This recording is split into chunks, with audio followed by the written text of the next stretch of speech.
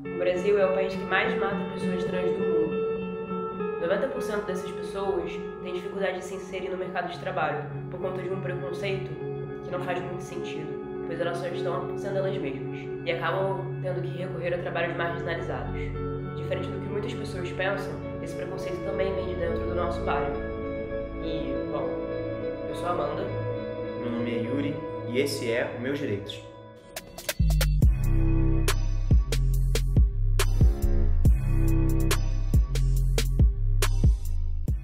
E para falar de um assunto de tanta importância quanto esse, a gente que não vive essa realidade jamais teria competência para falar sobre isso. Por isso, trouxemos o Eric aqui, né? Que estava aqui no vídeo passado. Se você não viu, vá ver, já se inscreve, já curte, já comenta. E a gente vai falar um pouco desse assunto. Bem-vindo, Eric. Bem-vindo, Eric. Oi, então, eu sou o Eric, estou super feliz de ter sido chamado aqui hoje para dar minha contribuição. Eu só quero lembrar também que a minha participação é um pequenininho recorte de experiência trans, né? A gente tem tantas experiências trans, então eu só queria deixar bem claro que é uma experiência recortada no máximo possível em cima do que eu posso falar. Sim. Eric, para começar, acho legal a gente perguntar o básico do básico. O que é uma pessoa trans? E aí você conta também um pouco pra gente, por favor, de como é a sua experiência sendo uma pessoa trans. Então, definir esse tipo de conceito é bem delicado, né? Porque eventualmente as pessoas têm suas vivências de uma forma muito diversa. Mas eu acredito que para colocar realmente dentro de um conceito mais amplo, a gente pode dizer que uma pessoa trans é aquela pessoa que ela não vive de acordo com o sexo, né, e o gênero que foi atribuído no nascimento, né? Para melhor entender isso assim de uma forma mais palpável, né? A gente pode entender que o gênero ele é a construção social. Então, quando a criancinha nasce, ela já é homem ou ela já é mulher e ela recebe toda a carga em cima daquela designação, né? Então, ou seja, se ela é homem, ela vai vestir azul, ela vai se comportar de tal maneira. Então, a pessoa trans, ela eventualmente, em algum momento da vida, ela rompe com isso. Então, ela justamente... como eu posso falar uma palavra mais... Ela transgride nessa regra, né? De uma maneira assim, mais um jogo de palavras. Então ela não vive de acordo com daquela coisa engessada, pré-estabelecida. E o que eu posso falar da minha vivência, né, da minha experiência, é justamente isso. Desde sempre, eu posso dizer, porque é muito difícil você fazer uma marca histórica, assim, a partir de 10 anos, então acho que na vida toda eu fui questionando, né? Eu acho que a pessoa trans, de uma forma geral, ela é muito questionadora. Então, assim, por que eu tenho que vestir isso? Por que eu tenho que me comportar assim? Por que meu nome não pode ser outro? Por que, sabe? Dentro de cada particularidade, né? Como eu falei, não é uma coisa geral. Então, justamente isso, que não existe esse marco, né? Como que nem a gente estuda em história, né? A Revolução Francesa não, é uma coisa mais, né? Estamos falando de seres humanos. Então, são passagens da vida. Quando começa e quando termina é bem difícil de se estipular. Mas na minha vivência foi isso. Então foi todo esse processo de reconhecimento, né? Até o começo assim, da adolescência eu justamente não sabia o que era, até que ponto era uma expressão de gênero, o que era uma identidade de gênero, o que é uma orientação sexual. Pra mim tava tudo misturado. Então, na época, né, sei lá, com 15 anos, eu achava que era ser lésbica e o máximo era ser uma lésbica bastante masculina, né? Eu achava que era basicamente isso. E aí depois não, a gente vai entendendo que existem as identidades de gênero, que você não necessariamente precisa mudar de sexo, né, como era antigamente colocado, para você se entender como uma pessoa trans. Então foi um processo de descobertas bastante grande, né? Hoje a gente tem maior conhecimento para falar sobre o assunto, porque a gente está aqui. Sim, sim. E pra você tem uma data, ou a idade que você quis romper com esse kit, né? O kit que você ganhou quando nasceu, teve uma idade pra você ou não? É muito gradual, assim, pra você chegar e falar. Ou a coisa, como se disse, a coisa vai mudando aos poucos, sim, né? Mas sim. Teve algum momento de marco, assim, que você falou, olha, agora troquei. Cara, eu vou te falar, porque assim, são diversos momentos, assim, é muito difícil. Acho que não existe um marco histórico, assim, pra isso. Eu acho que tem momentos em que você percebe mais, assim, né? Como, sei lá, na infância bem jovem, né? De pensar, por exemplo, por que eu não podia pintar o rosto na festa junina com o bigodinho? Acho que era isso, assim, eu falava, poxa, mas eu queria, sabe? Eu queria colocar aquela roupinha, sabe? E não, tinha que ficar aquela coisa ridícula da pintinha. Eu detestava aquilo. Aí eu falei assim, por que não pode, sabe? Tipo, ridículo. Eu ficava, não, tem alguma coisa errada, sabe? Sim. E, por exemplo, eu sempre fui muito alto. Então hoje eu tenho 1,85. E eu competia sempre, na época do colégio, com as meninas. Só que eu sempre excedia a expectativa feminina dos esportes, né? Principalmente basquete. E eu falava assim, cara, por que eu não posso jogar no masculino? Tipo, claramente eu sou pertenço àquele grupo ali por uma questão fenótipa. São as amarras são muito definidas, São né? muito definidas, entendeu? Então, assim, eu questionava muito isso. Uma vez, uma colega de casa, né, que eu morava com ela me perguntou assim, muito naturalmente, por que você faz compra de roupa na seção masculina? Só quer dizer, isso muito antes de me entender enquanto pessoa trans, assim, muito antes. E assim, por que você faz compra no setor masculino? Aí eu fiquei assim, juro que aquilo bateu em mim, ficou semanas, eu fiquei me questionando. Porque pra mim era natural, assim, eu gosto daquela roupa ali, eu quero vestir aquela roupa, eu acho que ela fica bem melhor em mim. Mas, entendeu? Então eu fui começando a questionar, e aí depois de muita pesquisa, até então era difícil o acesso dessas informações aqui no Brasil. Então eu procurava assim, sites estrangeiros e tal, muito superficialmente tratavam sobre o assunto. E aí, finalmente, quando eu consegui assistir um documentário que retratava a vida de um rapaz trans, eu falei, caraca, pode crer, existe essa possibilidade, entendeu? E aí as coisas começaram, mas aí por volta de 2011, talvez, por aí. Então, assim, faz o quê? 8 anos? Faz um tempo. Foi ali. Um tempo, mas não tanto, né? Um tempinho, né? Tempinho. Sim. Mas foi mais ou menos ali que eu comecei a me entender enquanto pessoa trans. Ali começou o processo, assim. A gente falou no início do programa sobre o mercado de trabalho, né? Você falou que você começou a sua... Posso falar jornada? Pode. Há uns 8 anos, né? No caso, então você era menor de idade, você estava na escola ainda. Tava. Como foi pra você entrar no mercado de trabalho? Então, eu queria fazer outra ressalva assim, em relação a isso, que é justamente a minha posição é muito privilegiada dentro da população trans. Vendo perfeitamente isso. Por isso que é bom assim, pontuar. Porque eu tive um certo amparo familiar, sabe? E isso conta no mercado de trabalho. Porque, por exemplo, eu pude acessar uma universidade particular, né? Eu fiz gastronomia. Então, assim, é um recorte do recorte, né? Mas, enfim, de qualquer forma, eu comecei a minha transição. Eu tinha acabado de começar a faculdade, assim, justamente ali 18 anos, mais ou menos. 17, 18 anos ali. E enquanto eu estava trabalhando, eu estava fazendo estágio na época, eu lembro perfeitamente, eu comuniquei a minha chefe, que era mais próxima de mim, que eu iria começar a minha transição, gostaria que fosse tratado como o Eric, né, tudo mais. Ela me conhecendo de antes, né. E ela foi compreensiva, a minha chefe ela foi compreensiva.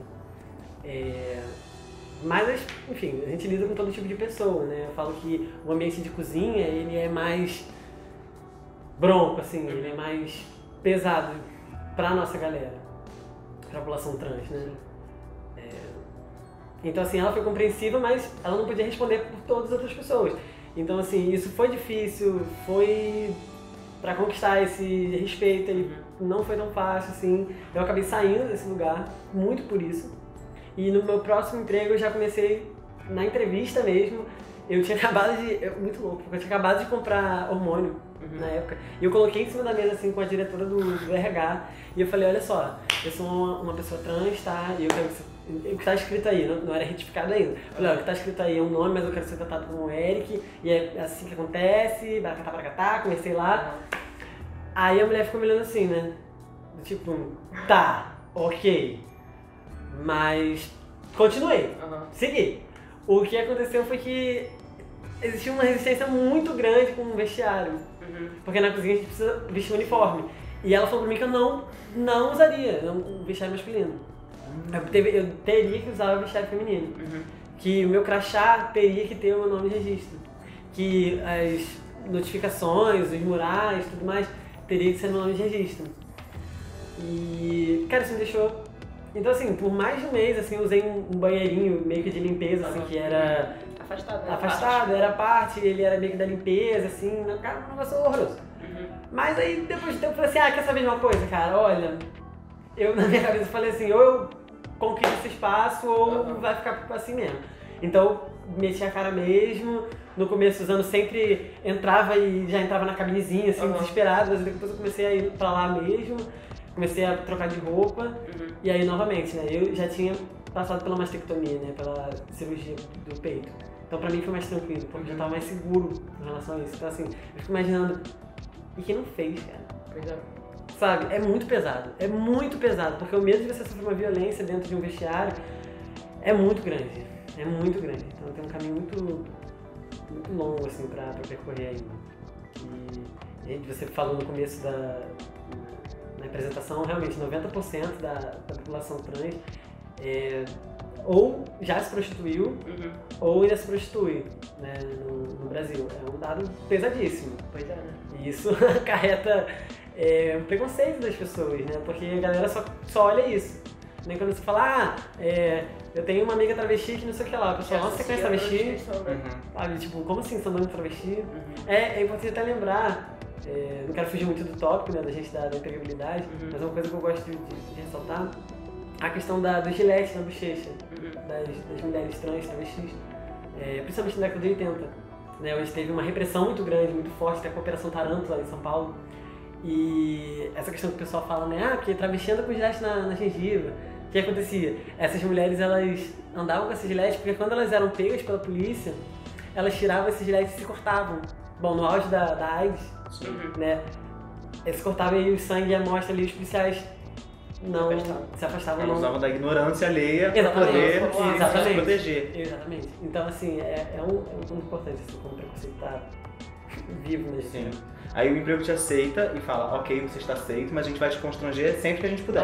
Sim. E aí você tá falando desse ambiente que era bronco, que era um ambiente mais que é difícil e a gente, qualquer pessoa que é LGBT, que foge dessa lógica, já sofre, assim, talvez com esse arco dessa história toda, assim, a gente imagina como é que estar nesse lugar, assim, tem uma leve noção. E aí você, só pra eu me organizar, você abdica do seu papel de mulher, do feminino, ou aquilo tudo que foi ensinado pra você do que era do feminino, e vai de encontro a esse masculino. Eu fico muito curioso nisso porque eu, como homem gay, já fico me repensando o tempo todo. Sim. E aí eu gostaria de perguntar pra você, a ideia de masculino, né? Como é essa, que a gente está nesse momento tão delicado, onde o homem, no geral, tem que se repensar, né? O que você tem a dizer sobre isso, que esteve dos dois lados, né, dessa história? Sim. Cara, esse ponto é muito legal, assim, eu acho que como análise, né? A possibilidade de ter estado, de ter vivido enquanto mulher, eu não gosto, por exemplo, de me referir, tem muita gente que fala assim, falecida, pra se referir a si próprio, né, enquanto, né, anteriormente. Eu acho que ok, as pessoas têm direito de falar de si próprias como elas entendem, mas eu acho que a gente precisa quebrar um pouquinho isso também, no sentido de, a falecida, o passado, não sei o quê, porque assim, eu vivi aquilo, sabe? Eu fui aquilo faz parte de quem eu sou hoje. Então eu gosto de olhar para aquela situação assim, como que eu senti a sociedade, né? Enquanto lido como mulher, e o que eu posso fazer para melhorar a sociedade agora, lido como homem. Né? É aquela situação de que entender que quando eu estou no transporte público, e uma mulher me olha, ela vê um cara, ela não sabe que eu sou trans, eu não ando com um balãozinho trans, né? Então assim, me preocupar, me policiar justamente para conscientizar, não só a mim, como o resto das pessoas. Então repreender aquele cara que né, usar do privilégio masculino, né? Porque aquele cara passou e vai te cutucar, porra, uma gostosa, né? Tu fala assim, tipo assim, você responder aquilo, sabe? De certa forma, dar uma repreendida, pra mudar o pensamento. Então, quando eu comecei no começo da transição, achava que eu tinha que ser um super macho. Sabe? Então eu achava que eu tinha que reproduzir o suprassumo da masculinidade para que as pessoas entendessem que eu era homem, sabe? Porque a passibilidade não era grande. Aliás, a passibilidade era nenhuma. Então, um rosto ainda muito feminino, né? Uma voz bastante feminina. Eu achava que eu só poderia ser lido como homem, eu só poderia ser homem se eu fosse um super machão, que eu sentasse com a perna reganhada, e que eu falasse grosso, que eu cuspisse no chão, fosse grosseiro. Enfim, reproduzindo todo aquele tipo de masculinidade que a gente sabe que Faz mal. é prejudicial pra caramba. E aí depois de bastante tempo, assim, eu diria que pouquíssimo tempo, né? 1 ano atrás, eu comecei a repensar essas minhas atitudes, comecei a rever, entender que eu posso ser um homem feminino, um homem delicado, um homem Sensível, homem possível. sensível, você posso chorar, eu posso vestir rosa, eu posso botar brinco, eu posso fazer o que eu quiser. Pois é. Que nada disso tira a minha masculinidade. Ela só não é uma masculinidade tóxica. Sim. Entendeu? Pensar a gente enquanto exercendo esses papéis, né? Performando esses papéis. Performando papéis, exatamente. Performando papéis. Até que ponto que nós, pessoas trans, às vezes não colaboramos para reforçar esse tipo de coisa, entendeu? Como eu já ouvi muitas vezes, né? Agora que você é trans, né? Ou então você é homem agora e você tem que gostar de mulher. Você não pode fazer mais nada que não seja isso. Então, assim, sabe? Às vezes pessoas... Uma vez eu comentei com um conhecido que eu achava um cara bonito. Ele sabia da minha condição de trans. Duvidou tudo. Não, e ele ficou assim, não, você não. Não, você não, pelo amor de Deus. Não é viado. Aí eu, tipo... Por que não, sabe? Por Por que não? Por que não? Entendeu? Por que não? É mais por aí mesmo. Entendi. Eu acho que é legal a gente ressaltar isso, que você ser uma pessoa trans, você não necessariamente vai ser heterossexual, né? Tipo, a gente não... É tudo muito aberto, né? Muito amplo. Acho que é legal, né? Identidade, de gênero, Sim. não tem a ver com Orientação você exerce sexual. Exatamente. Exato. Cara, eu acho que esse é um ponto, assim, É um crucial. É um ponto crucial para as pessoas entenderem, né? A questão da orientação sexual, a expressão de gênero, identidade de gênero, como que essas coisas são independentes entre si, né? Entender que mesmo que você sendo trans, você pode ser assexuado, né? Você pode não se relacionar com ninguém, você pode ser homossexual. Então, pra gente ilustrar, eu estava falando, por exemplo, é o caso do Popovaz, né? Com o Pedro, do Põe na Roda, que são super conhecidos, inclusive fofíssimos, que são um casal gay, sendo Paulo homossexual trans. E assim, é bom que se naturalize essas coisas, né? Que as pessoas vejam que você pode ter diferentes identidades de gênero e diferentes orientações sexuais. Isso não faz de você uma coisa ou outra, ou você tá errado, ou você não tá. Então, é só aceitar mesmo, né? Não é muito difícil. Pois é, só falta aquela dosezinha de respeito, né? Exato. Tipo, seja você. Exato, assim, entender que isso não muda nada na vida de outras pessoas. Sim. As nomenclaturas são muito necessárias, mas assim, se a gente tivesse o respeito a um nível, né, amplo, a gente não precisaria de tanta definição e tal, porque as pessoas respeitariam umas às outras. Sim, com certeza. Esses lugares são definidos por uma necessidade de existir, e de se afirmar, e da gente se entender de reivindicar. É muito importante, assim, a nomenclatura ela é muito importante. Até, por exemplo, a questão que a gente tá falando, eu não me apresento como homem trans, né? Até É a nomenclatura certa, conta. Então, por exemplo, assim, o João Nery, né, que é nosso queridíssimo, quase que o nosso patrono, né, do movimento de resistência, de luta pela população transmasculina, e aí que eu vou entrar, ele justamente gostava muito de falar trans-homem, né? Ele falava, eu sou muito mais trans do que homem. Então ele botava trans na frente, ele sempre falou sobre isso, assim. Infelizmente ele faleceu ano passado, né? Mas ele tem um livro muito bom que é o Viagem Solitária. Que foi o primeiro livro que eu li sobre transexualidade de uma maneira tão delicada, sabe? Tão vívida, sabe? Justamente que é uma pessoa que passou por aquilo, assim, você pode se identificar com aquela história. Então, essas nomenclaturas são importantes justamente por isso. Quando eu me deparei com isso, eu falei, realmente, eu sou uma pessoa trans. E eu sou uma pessoa trans antes de ser um homem, sabe? Então, assim, hoje em dia também existe a questão da pessoa trans masculina, que ela não necessariamente seria uma pessoa, um trans homem, né? Ele seria uma pessoa trans masculina. Que exerce uma masculinidade, mas não necessariamente quer ser taxado como homem, quer performar a questão do homem, né? E aí, dentro das vertentes do movimento, existe a questão do movimento transmasculino negro, né? Com as suas peculiaridades, com as suas particularidades, até porque eu nunca vivi, né? Uma pessoa... Cada experiência é muito individual, Cada experiência é super individual. Então, essas nomenclaturas, elas ajudam as pessoas a entenderem como que elas reivindicam justamente os seus direitos, a sua posição, o que elas podem fazer para contribuir com a sua luta, né, individual e que acaba sendo coletiva. Sim. E aproveitando essa deixa de luta, né, Como você falou no nosso outro vídeo, se vocês não assistiram ainda, confiram, por Verdade. favor. Já curte o canal, já toca o sininho, então vocês sabem. Esse ano, ser trans deixou de ser considerado uma doença, né, pela OMS. Sim, ela deixa de ser considerada um transtorno mental, Sim. né? Em maio de 2019. A OMS deixa de, no CID-11, né, que é, enfim, a classificação internacional de doenças, ele deixa de tratar a transexualidade como um transtorno mental. Então você não é mais uma pessoa doente mental. Entra numa outra categoriazinha de questões sexuais, mas teve que fazer um outro vídeo totalmente voltado para isso. Sim. Mas isso é importante, porque a gente vê como que a medicina, né, que as pessoas se respaldam muito na medicina. Então, por muito tempo, a própria homossexualidade, né, ela demorou muito tempo, só na década de 90, né, que ela foi retirada da questão, né, como homossexualismo, né, doença. Então, as pessoas se respaldavam muito na medicina para falar assim, não, se tá errado, você precisa de tratamento. E a violência que nós passávamos, por causa desse respaldo, né, com psicólogos, psiquiatras, assim, lógico que existem inúmeros psicólogos, psiquiatras sérios, em que realmente querem entender, né, querem trazer uma paz mental para as pessoas trans, mas a maioria queria uma cura. Então queria tratar a transexualidade, né? Então assim, eu mesmo passei por isso, assim, eu tive vários psicólogos, né? Passei por vários psicólogos e um ou outro, assim, você vê que a pessoa quer te converter, sabe? Que é meio, que tem certeza?